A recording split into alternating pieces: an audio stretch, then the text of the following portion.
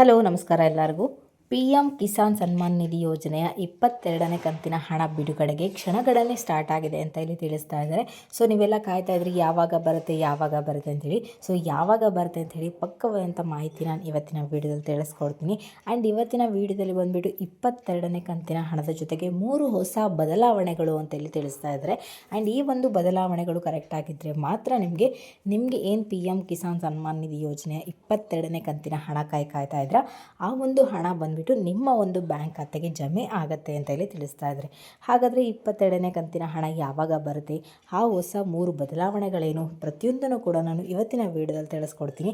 And ಇವತ್ತಿನ video ಬಂದುಬಿಟ್ಟು ತುಂಬಾ ಇಂಟ್ರೆಸ್ಟಿಂಗ್ ಆಗಿರೋದ್ರಿಂದ ಫ್ರಮ್ ಬಿಗಿನಿಂಗಿಂದ ಎಂಡ್ವರೆಗೂ ವಾಚ್ ಮಾಡಿ ಪೂರ್ತಿಯಾಗಿ ಇನ್ಫಾರ್ಮೇಷನ್ ತಿಳ್ಕೊಳ್ಳಿ.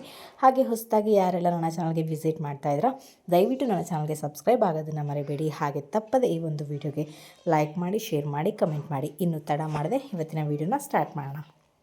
ಮೊದಲನೇದಾಗಿ ಆ ಒಂದು 3 ಹೊಸ ಬದಲಾವಣೆಗಳೇನು ಅಂತ ಹೇಳಿ ನೋಡೋಣ. ಸೊ ಮೊದಲನೇ ಹೊಸ ಬದಲಾವಣೆ ಬಂದುಬಿಟ್ಟು ನಿಮ್ಮ ಒಂದು KYC ಆಗಿರುವಂಥದ್ದು ಅದು ಕಡ್ಡಾಯ ಅಂತ ಹೇಳಿ ಹೇಳ್ತಾ ಇದ್ದಾರೆ. ಸೊ ನಾನು ಕಳೆದ 2-3 ವೀಡಿಯೋಗಳಲ್ಲೂ ಕೂಡ ತಿಳಿಸಿದ್ದೀನಿ. ಸೊ ಆ ಒಂದು ರೂಲ್ಸ್ ಕಡ್ಡಾಯ ಇಲ್ಲಿ ಅಂತ ಹೇಳ್ತಾ ಇದ್ದಾರೆ. ಸೊ ನಿಮ್ಮ ಒಂದು ಬ್ಯಾಂಕ್ ಖಾತೆಗೆ KYC ಆಗಿದ್ದರೆ ಮಾತ್ರ ನಿಮಗೆ ಹಣ ಬರೋವಂಥದ್ದು ಅಂತೇಳಿ ತಿಳಿಸ್ತಾ ಇದ್ದಾರೆ. ಆ್ಯಂಡ್ ಎರಡನೇದು ಹೊಸ ಬದಲಾವಣೆ ಏನಪ್ಪ ಅಂತಂದರೆ ನಿಮ್ಮ ಒಂದು ಬ್ಯಾಂಕ್ ಅಕೌಂಟ್ಗೆ ಆಧಾರ್ ಕಾರ್ಡ್ ಸೀಡಿಂಗ್ ಆಗಿರುವಂಥದ್ದು.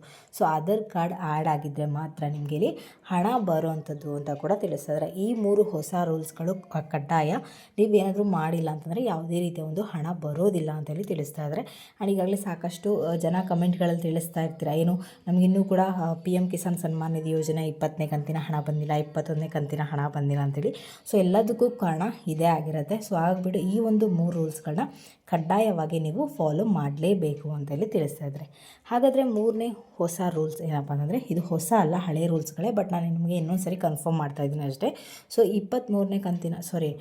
3ನೇ ರೂಲ್ಸ್ ಏನಪ್ಪ ಅಂತಂದರೆ ನಿಮ್ಮ ಒಂದು ಬ್ಯಾಂಕ್ ಡೀಟೇಲ್ಸ್ ಏನು ಕೊಟ್ಟಿರ್ತೀರ ಅದು ಕರೆಕ್ಟಾಗಿದೆಯಾ ಇಲ್ವಾ ಅಂತೇಳಿ ಚೆಕ್ ಮಾಡ್ಕೊಳ್ಳುವಂಥದ್ದು. ಸೊ ಅದು ಕರೆಕ್ಟಾಗಿದ್ದರೆ ಮಾತ್ರ ನಿಮಗೆ ಇಲ್ಲಿ ಹಣ ಬರೋವಂಥದ್ದು ಅಂತೇಳಿ ತಿಳಿಸ್ತಾ ಇದ್ದಾರೆ. ಅದರಲ್ಲಿ ಏನೇ ಒಂದು ಮಿಸ್ಟೇಕ್ ಆಗಿದ್ರೂ ಕೂಡ ನಿಮಗೆ ಹಣ ಬರಲ್ಲ ಅಂತ ಕೂಡ ತಿಳಿಸ್ತಾ ಇದ್ದಾರೆ. ಈ 3 ರೂಲ್ಸ್ಗಳು ಕಡ್ಡಾಯ. ಏನಾದರೂ ಮಿಸ್ ಆಗಿದ್ದರೂ ಕೂಡ ನಿಮ್ಗೆ ಯಾವುದೇ ರೀತಿಯ ಒಂದು ಹಣ ಬರಲ್ಲ ಅಂತೇಳಿ ತಿಳಿಸ್ತಾ ಇದ್ದಾರೆ. ಆ್ಯಂಡ್ ಈಗ PM ಕಿಸಾನ್ ಸನ್ಮಾನ್ ನಿಧಿ ಯೋಜನೆ 22ನೇ ಕಂತಿನ ಹಣದ ಬಗ್ಗೆ ಮಾತಾಡಿದ್ರೆ, ಸೊ 22ನೇ ಕಂತು ಎಲ್ರಿಗೂ ಗೊತ್ತು. ಇಲ್ಲಿವರೆಗೂ ಕೂಡ ರಾಜ್ಯದ ರೈತರೆಲ್ಲರೂ ಕೂಡ 21ನೇ ಕಂತಿನ ಹಣದವರೆಗೂ ಹಣವನ್ನು ಪಡ್ಕೊಂಡಿದ್ರು. ಆ್ಯಂಡ್ ಈಗ ಎಲ್ಲರೂ ಕೂಡ 22ನೇ ಕಂತಿನ ಹಣ ಯಾವಾಗ ಬರುತ್ತೆ ಅಂತ ಕೂಡ ಕಾಯ್ತಾ ಇರ್ತೀರ. ಆ್ಯಂಡ್ 21ನೇ ಕಂತಿನ ಹಣ ಬಂದುಬಿಟ್ಟು ಹೋದ ವರ್ಷ ಅಂದರೆ 2025ನೇ ಇಸ್ವಿಲಿ ನವೆಂಬರ್ ತಿಂಗಳಲ್ಲಿ ಬಂದಿತ್ತು. ಪ್ರತಿ 4 ತಿಂಗಳಿಗೊಮ್ಮೆ ಹಣವನ್ನು ಬಿಡುಗಡೆ ಆಗುವಂಥದ್ದು 2,000 ರೂಪಾಯಿ ಹಣ. ಆ್ಯಂಡ್ ನವೆಂಬರಲ್ಲಿ 2,000 ರೂಪಾಯಿ ಹಣ ಜಮೆ ಆಗಿತ್ತು. ಆ್ಯಂಡ್ ಈಗ ಫೆಬ್ರವರಿ, ಸೊ 4 ತಿಂಗಳಾಗಿದೆ. ಈ ತಿಂಗಳಲ್ಲಿ ನಿಮಗೆ 2,000 ರೂಪಾಯಿ ಹಣ ಜಮೆ ಆಗುತ್ತೆ ಅಂತೇಳಿ ತಿಳಿಸ್ತಾ ಇದ್ದಾರೆ. ಸೊ ಕ್ಷಣಗಣನೆ ಸ್ಟಾರ್ಟ್ ಆಗಿದೆ ಅಂತ ಕೂಡ ಹೇಳ್ತಾ ಇದ್ದಾರೆ. ಈ ಮಂತ್ ಎಂಡ್ ಆಗೋದ್ರೊಳಗೆ, ಇವತ್ತು ಡೇಟ್ ಬಂದುಬಿಟ್ಟು ಈಗ ಆಲ್ರೆಡಿ 17. ಸೊ 17ನೇ ತಾರೀಕು. ಇನ್ನೇನು ಈ ಮಂತ್ ಎಂಡ್ ಆಗೋದ್ರೊಳಗಡೆ ನಿಮಗೆ 10 ದಿವಸದೊಳಗಡೆ ಏನು PM ಕಿಸಾನ್ ಸನ್ಮಾನ್ ನಿಧಿ ಯೋಜನೆಯ 22ನೇ ಕಂತಿನ ಹಣ ಬರಬೇಕಿತ್ತು ಅದು ಖಂಡಿತವಾಗ್ಲೂ ಕೂಡ ನಿಮ್ಮ ಒಂದು ಬ್ಯಾಂಕ್ ಖಾತೆಗೆ ಬಂದು ಜಮೆ ಆಗುತ್ತೆ ಅಂತೇಳಿ ತಿಳಿಸ್ತಾ ಇದ್ದಾರೆ. ಒಂದು ವೇಳೆ ಬಂದಿಲ್ಲ ಅಂದರೆ ನನಗೆ ಏನು ಹೇಳಿದೆ ಆ ಒಂದು 3 ರೂಲ್ಸ್ಗಳು ಅದನ್ನು ನೀವು ಕಡ್ಡಾಯವಾಗಿ ಫಾಲೋ ಮಾಡಬೇಕಾಗತ್ತೆ, ಇಲ್ಲಾಂದರೆ ನಿಮಗೆ ಹಣ ಬರೋದಿಲ್ಲ. ಆ್ಯಂಡ್ ಈ ಒಂದು 3 ರೂಲ್ಸ್ನ ಕಡ್ಡಾಯವಾಗಿ ಫಾಲೋ ಮಾಡಿ. ಆ್ಯಂಡ್ ನಿಮಗೆ ಹಣ ಖಂಡಿತವಾಗ್ಲೂ ಕೂಡ ನಿಮ್ಮ ಒಂದು ಬ್ಯಾಂಕ್ ಖಾತೆಗೆ ಜಮೆ ಆಗುತ್ತೆ.